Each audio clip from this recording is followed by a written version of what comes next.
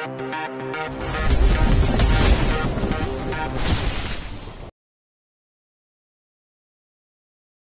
58. Istri untuk sang mafia. Arumi terlonjak kaget ketika ada yang mengetuk pintu rumahnya dengan keras sambil memberi salam. Suara itu bukan milik suaminya yang berat dan dalam. Lagi pula, Max tidak akan mengetuk tapi langsung masuk baru salam ketika sudah berada di depan istrinya. Astagfirullah. Siapa ya? Arumi memegangi dadanya yang tiba-tiba berdentum kuat. Dia segera mengenakan jilbabnya kemudian menghampiri pintu. Waalaikumsalam, jawabnya cukup jelas terdengar, agar tamu tersebut berhenti mengetuk pintu dan berteriak. Tamu tersebut menunduk ketika melihat Arumi dengan niqab yang bertengger di bawah matanya. Ada apa ya? Pemuda itu mengangkat wajahnya lebih dulu sebelum menjawab pertanyaan dari Arumi. Mas Bule, maksud saya, suami Mbak dibawa ke rumah Pak Yai, kata pemuda yang bernama Semar itu. Kebetulan dia dan kawan-kawan tadi juga ikut sholat asar berjamaah tapi telat. Mendengar penuturan pemuda itu, kening Arumi berkerut bingung. Kenapa dibawa ke rumah Pak Yai? Memangnya ada apa? Cecar Arumi penasaran. Saya kurang tahu, tapi tadi sempat terjadi keributan di dalam surau setelah selesai sholat, lapor Semar lagi. Barulah Arumi terhenyak kaget sehingga dirinya langsung mengucapkan istighfar. Astagfirullah. Baik, saya akan segera ke sana, kata Arumi. Dengan cepat dia menutup pintu. Lalu mengikuti pemuda yang bernama Semar itu. Langkah mereka berdua begitu cepat hingga derap sandal terdengar begitu jelas. Sementara itu di rumah Pak Kiai Abdurrahman bin Auf, para warga yang merupakan jamaah sholat asar tadi nampak manggut-manggut setelah mendapatkan siraman nasihat darinya. Tak ada halangan bagi siapapun yang hendak menyambut panggilan Allah. Tidak ada batasan usia maupun latar belakangnya. Allah Maha Pengampun dan mengetahui niat dari para hambanya. Kita hanyalah manusia biasa yang tidak mampu melihat ke dalam dasar hati manusia lainnya. Kita tidak memiliki hak untuk menghakimi masa lalu siapapun itu. Islam adalah agama rahmatan lil alamin. Islam adalah agama yang penuh kasih sayang dan pemberi kesempatan terbesar. Wejangan dari Kiai Abdurrahman bin Auf, atau biasa warga desa memanggilnya dengan sebutan Pak Yai, atau jika di luar kota beliau dipanggil Buya Auf. Kata Buya sendiri berasal dari kata, abi, atau abuya dalam bahasa Arab yang berarti, ayahku, atau orang yang dihormati. Gelar ini juga merujuk pada orang yang ahli dalam ilmu agama. Tak ada satupun yang berani menginterupsi penuturan dari Pak Yai. Hingga akhirnya, pemuda yang bernama Bagus merasa tidak puas. Dia mengangkat tangannya perlahan lalu mendongak menatap sang Buya. Katakan, nak, apa yang mengganjal di dalam hatimu saat ini, kata Pak Yai. Maaf sebelumnya Pak Yai. Bukankah pernah ada materi yang Pak Yai sampaikan mengenai salah satu bahan kimia, termasuk bahan dan alat mempercantik diri yang menghalangi air wudhu masuk ke dalam pori-pori? Dengan kata lain, make up wanita yang anti air atau waterproof, terutama cat kuku dan juga cat tato. Lihatlah, Pak Yai. Sekujur tubuhnya banyak gambar-gambar menyeramkan itu. Apakah pantas dia menghadap Allah dengan bentuk-bentuk yang diharamkan itu? Di salah satu lengan Max, memang ada gambar serigala yang sedang membuka mulutnya lebar-lebar sehingga menunjukkan taringnya yang tajam dan menakutkan. Bahkan mata merah hewan buas itu menyala. Mendengar pemuda itu berani bertanya dengan tegas, membuat warga lainnya ikut bersuara. Patung atau gambar anjing saja dibenci oleh malaikat rahmat. Lalu bagaimana dengan gambar serigala? Pak Yai harus tegas. Jangan sampai surau kita maupun desa ini dilaknat oleh Allah. Tambah Mbah Dimin yang diangguki oleh kepala desa. Pak Yai langsung berdiri kemudian mengangkat tangannya untuk menginterupsi warga.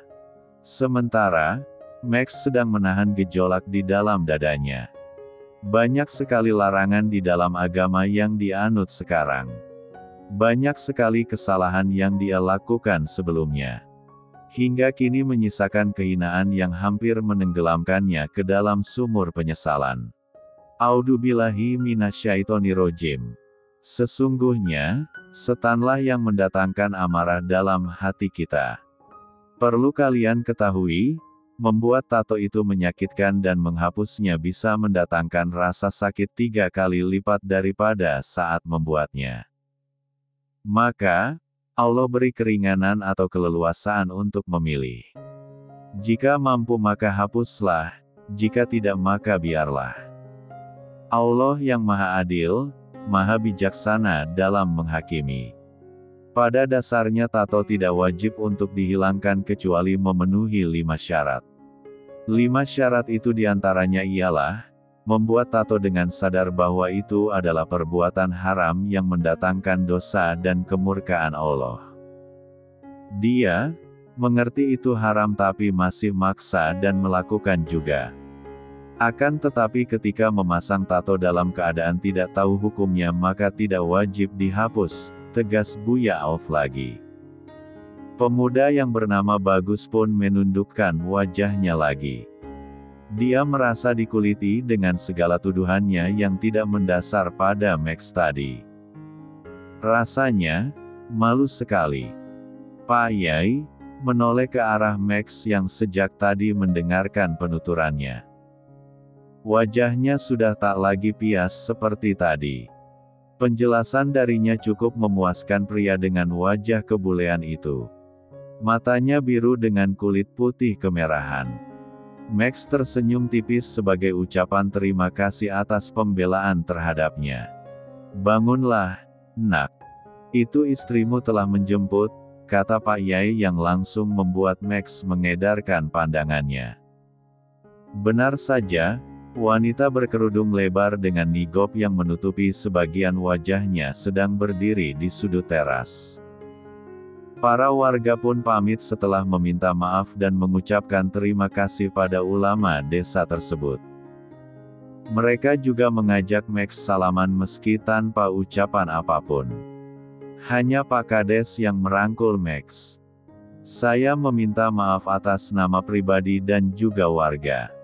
Kami yang fakir ilmu ini sudah salah kaprah. Semoga Anda berkenan membukakan pintu maaf yang seluasnya. Pintu masjid atau surau di desa ini terbuka untuk Anda, Tuan Alif, kata Pak Kades yang tahu bahwa nama Max adalah Alif dari Semar. Max hanya mengangguk dengan senyum tipis. Dia tak tahu harus berkata apa. Dia hanya ingin segera menemui istrinya. Lalu pulang dan menghambur ke dalam pelukannya. Max tak sabar untuk menceritakan pengalamannya hari ini pada Arumi. Para warga juga nampak menunduk hormat ketika melewati Arumi. Sebagian lagi berbisik-bisik penasaran dengan wajah Arumi yang sekarang. Karena mereka hanya ingat wajah Arumi ketika wanita itu remaja saja. Di mana kedua orang tuanya masih ada. Meskipun kebanyakan warga di desa ini religius, akan tetapi hanya Arumi yang mengenakan cadar dengan baju gamis panjang. Sehingga, tidak bisa dipungkiri jika penampilannya menjadi bahan gunjingan. Belum lagi, penampilan suaminya yang bertato dengan wajah blasteran Eropa itu. Mas, kamu. Aku baik-baik saja. Max tersenyum hingga Arumi menghela napas lega. Sedikit banyak dia telah mendengar wejangan dari Pak Yai tadi. Dengan itu, Arumi sudah dapat menyimpulkan apa yang terjadi pada suaminya itu. Syukron, Pak Yai. Sebenarnya saya ada niat untuk bersilaturahmi, tapi menunggu waktu yang tepat dulu. Tapi, nyatanya keburu ada insiden ini, kata Arumi pelan dengan nada sopan. Kamu anak Muhammad Furqon. Benarkah? Pak Yai justru bertanya asal-usul Arumi. Arumi mengangguk dengan tetap menundukkan pandangannya. Pak Yai pun begitu. Pemuka agama itu hanya mengarahkan pandangannya pada Max. Masya Allah, Nak. Semoga Allah senantiasa merahmati rumah tanggamu. Doa Pak Yai yang langsung diamini oleh Max dan Arumi. Apakah kamu sudah di Hitan, Nak? Tanya Pak Yai pada Max. Hingga Arumi spontan membulatkan kedua matanya. Bab 59. Max spontan menatap Arumi penuh tanya. Dia tak paham dengan pertanyaan yang diajukan oleh Pak Yai. Maaf, jika pertanyaan saya agak pribadi. Akan tetapi, jika Saudara Alif adalah seorang mualaf maka saya sebagai tokoh ulama patut mencari tahu. Apalagi, Saudara Alif masih belum paham tentang tata cara ibadah umat Islam. Memangnya apa itu, Hitan? Tanya Max pada akhirnya. Karena ia tak mendapatkan jawaban dari istrinya. Dia tak tahu saja jika pertanyaan dari Pak Yai sungguh sangat pribadi mengenai status senjata pamungkasnya. Melihat saja cuma sekilas, mana Arumi bisa paham.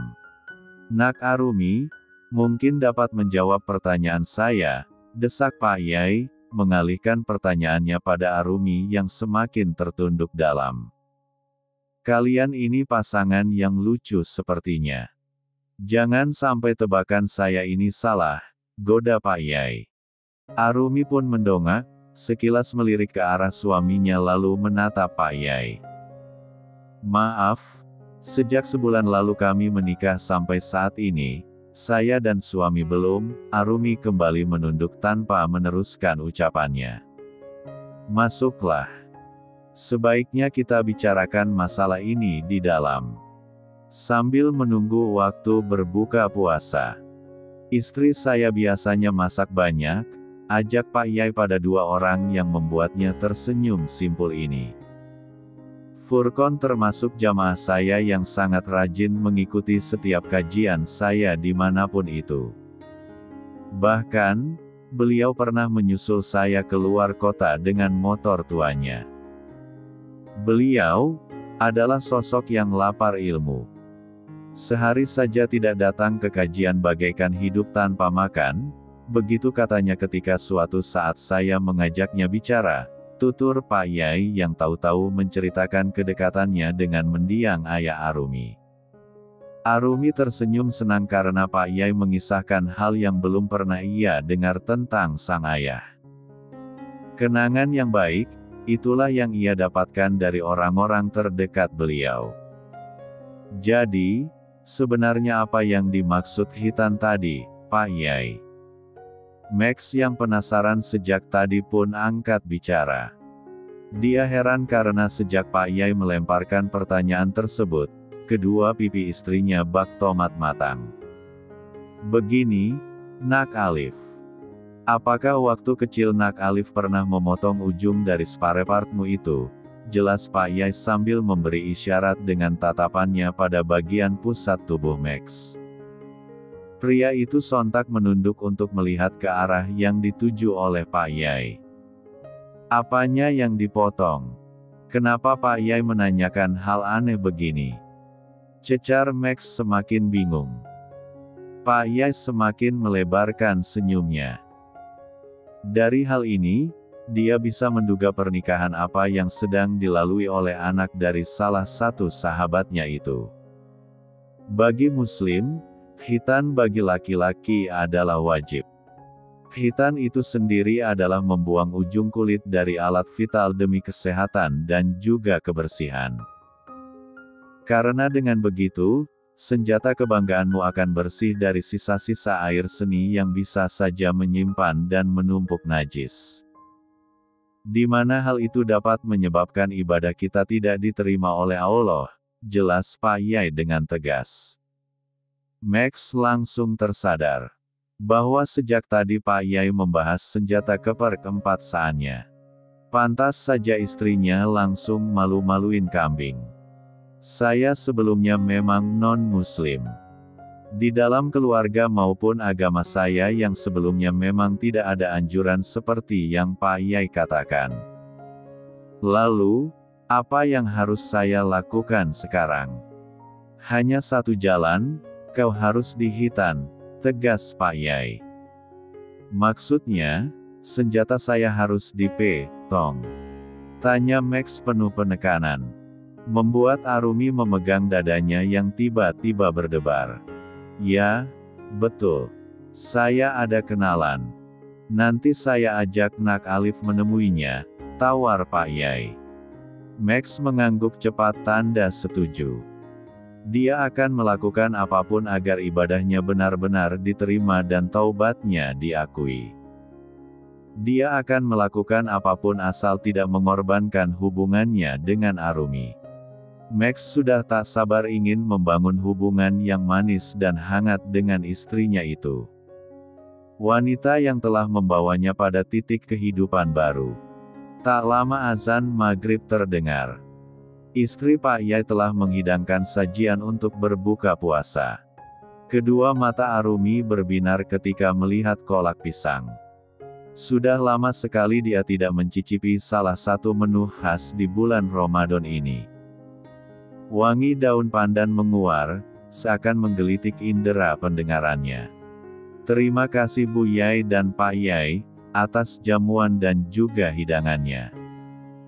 Kami mohon pamit, kata Arumi yang memilih buru-buru pamit pulang setelah sholat maghrib. Begitupun dengan suaminya.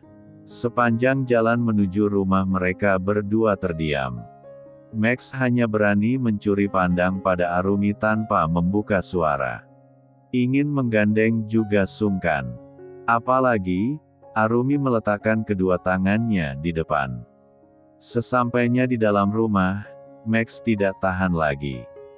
Dia pun menarik pelan tangan Arumi kemudian membuka selembar kain yang menutupi wajah istrinya itu. Kenapa kamu sejak tadi diam saja? Tanya Max. Dia mengajak Arumi duduk di satu-satunya sofa yang terdapat di dalam rumah itu. Dengan tanpa melepas pegangannya pada tangan Arumi. Arumi mendongak untuk menatap wajah suaminya. Dadanya saat ini kembali berdebar-debar. Entah kenapa, jika membahas masalah yang cukup intim, ada ketakutan tersendiri yang masih bersarang di dalam dadanya. Arum malu, Mas. Dengan begitu secara tak langsung Pak Yai tahu bagaimana hubungan pernikahan kita. Karena untuk masalah pribadi suami saja Arumi tidak tahu. Dan di sini letak kesalahanku juga. Kenapa Arum tidak berpikir sampai ke sana? Kenapa Arumi tidak bertanya lebih dulu tentang itu? Jawab Arumi dengan suara yang bergetar. Rasanya malu sekali membahas masalah yang sebenarnya wajib dibahas oleh keduanya. Apalagi mereka adalah pasangan suami istri yang sah. Jelaskan padaku bagaimana prosesnya. Max justru berfokus pada bagaimana proses khitan itu. Bukan masalah pernikahannya. Arum kurang tahu, Mas.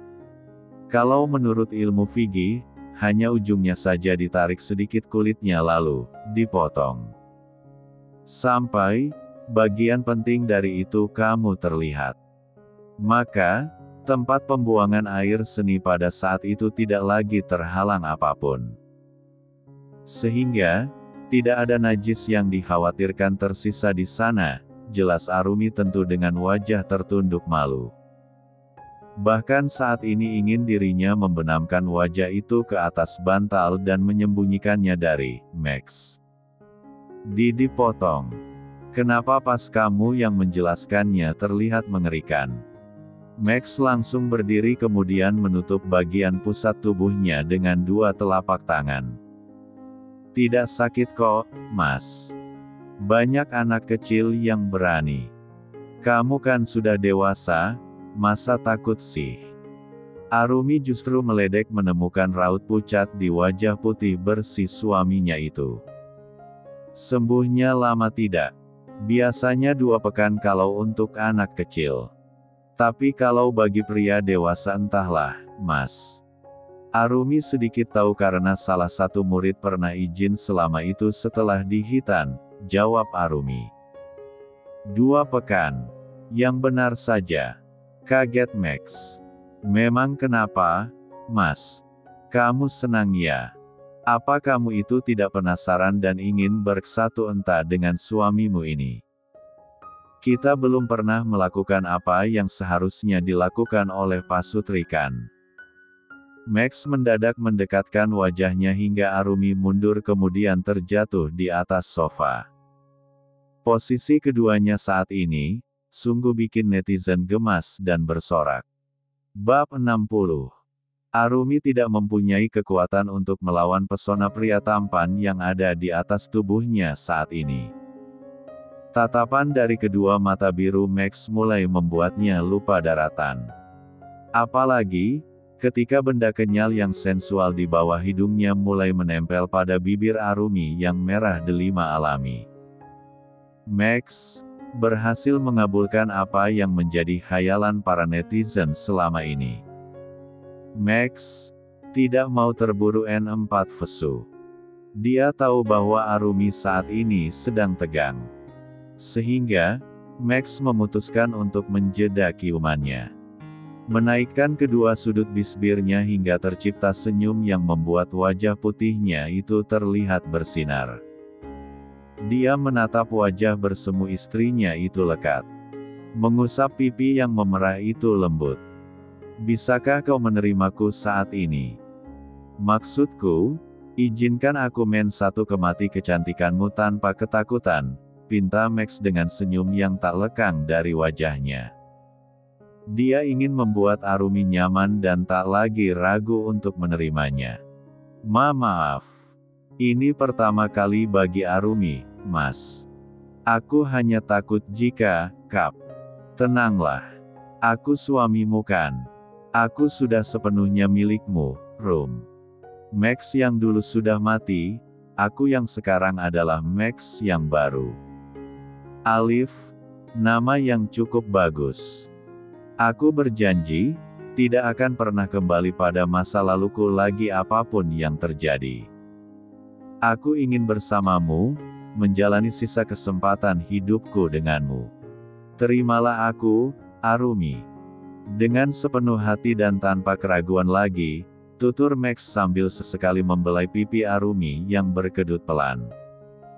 Di mana ucapan pria di depannya ini begitu menyentuh hatinya. Lakukan apa yang Mas inginkan pada Arumi. Tapi kalau untuk hal itu, Mas harus sabar menunggu, sahut Arumi yang kali ini sudah bisa membalas senyuman dari suaminya. Aku tahu. Aku ingin melakukan ibadah denganmu secara sempurna. Aku ingin membahagiakanmu, Arumi. Aku akan sabar menunggu untuk itu. Tapi, tidak kalau yang lainnya. Aku menginginkannya saat ini.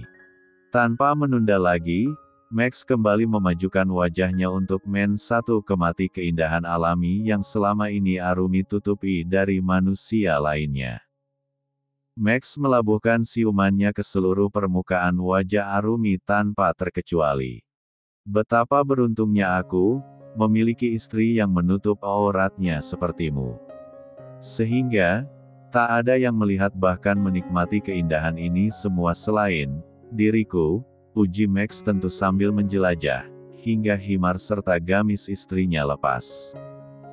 Max, sekalipun belum pernah melihat Arumi dalam keadaan los seperti malam ini. Bahkan melihat Arumi tanpa hijab pun belum pernah. Walaupun, mereka beberapa hari ini tidur dalam satu kamar. Arumi merasa malu dan tak terbiasa.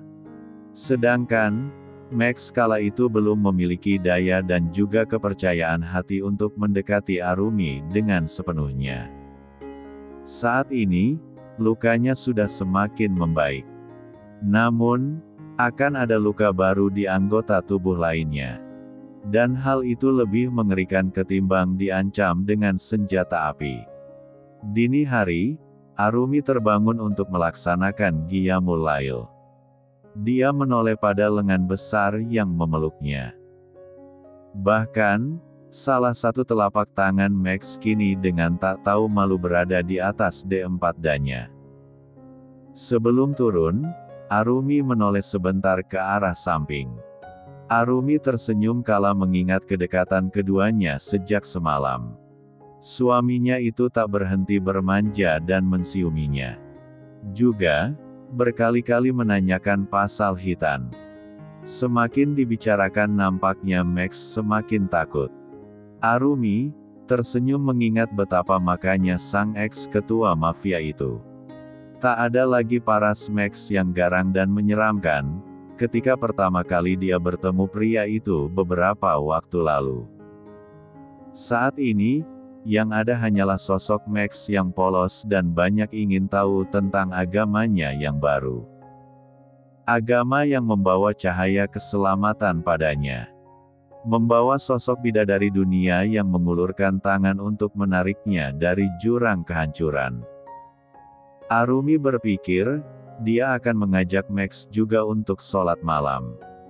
Karena itulah, setelah wudhu Arumi kembali mendekati tempat tidur di mana suaminya sedang pulas saat ini. Arumi mencoba membangunkan Max dengan memanggil namanya. Sekali, dua kali. Tak lama, kedua mata pria tampan itu terbuka meski sayu. Bangun yuk, sudah jam 2. Max membuka matanya lebih lebar saat menangkap rona segar dari wajah Arumi yang basah. Penampilan Arumi itu seakan menggodanya. Max tiba-tiba menarik bahu istrinya kemudian mengecup bibir Arumi dalam. Arumi sontak membelalakkan matanya dan mendorong dada suaminya itu. Max kembali terjatuh terlentang di atas kasur. Mas, Arum sudah wudhu tahu. Arumi menghentakkan kakinya dengan bibir yang mengerucut lucu. Penampakan itu malah membuat Max semakin gemas. Max menarik lengan Arumi hingga tubuhnya terjatuh pelan ke atas dadanya. Zium dulu sebentar ya. Nanti ambil wudhu lagi, kata Max tanpa merasa bersalah. Meskipun, Arumi meronta dari pelukannya. Dingin, Mas. Soalnya kamu itu menggemaskan. Gimana aku tidak tergoda? Buka mata langsung lihat bidadari solihah begini. Rugi kalau tidak dinikmati, bisik Max nakal sekali. Hingga cubitan manja mendarat di pinggangnya. Aduh, kamu itu bidadari apa ratu kepiting sih? Arumi hanya menatapnya sok sinis dengan kedua matanya yang indah itu. Memang sudah subuh ya? Tanya Max sambil meringis ketika mengusap pinggangnya yang kena cubitan ratu kepiting. Arumi mau sholat tahajud, Mas. Tapi, batal wudhu gara-gara kamu. Maaf ya. Aku tidak tahu. Aku pikir kamu bangunin aku karena minta cium, ucap Max seraya terkekeh geli dengan ucapannya yang nyeleneh itu. Bisa-bisanya dia berkata macam itu pada Arumi. Apakah ini versi dirinya yang baru? Max bingung dan langsung garuk-garuk kepalanya yang tak mungkin gatal. Arumi sholat 4 rakaat dan Max memperhatikan dengan seksama. Hingga giliran pria itu, Arumi membimbing dengan sabar. Setelah tahajud, Arumi mengajaknya suaminya kembali menghafal Al-Fatihah dan juga membacakan artinya. Tak disangka, Max hafal bacanya dan juga arti dari ayat tersebut. Nanti, Arumi bicara dengan Pak Yai. Agar beliau membimbing, Mas dengan ilmu Islam yang lebih sempurna. Ilmu yang Arum punya belum seberapa. Lebih bagus, kalau Mas belajar langsung dari ahlinya. Tapi, enak belajar sama kamu. Bisa sambil memandang wajahmu yang cantik. Senyummu yang manis. Kalau tak tahan tinggal ciumkan. Kit, aduh. Kenapa dicubit lagi? Ringis Max sambil mengusap lengannya yang kena sasaran Ratu Kepiting. Karena itulah, Mas. Kamu tuh genit jadikan malah tidak fokus dengan apa yang dipelajari. Sebaiknya memang dengan Pak Yai saja, kata Arumi yang menahan tawa melihat wajah Max yang cemberut begitu. Pagi ini, Max dan Arumi kembali menemui Pak Yai. Tak lain guna membicarakan pasal hitan. Max ingin secepatnya melaksanakan salah satu kewajiban umat Islam itu. Dia sudah tak sabar untuk menikmati lebih lagi. Dan, malam harinya selepas sholat tarawih, Pak Yai hendak mengantar Max dengan kendaraan roda 4 pribadi miliknya. Akan tetapi, Max sempat menolaknya. Max ingin naik becak milik salah satu tetangganya yang sudah cukup tua. Kebetulan tempat Pak Mantri tidak jauh dan bisa ditempuh dengan becak tersebut.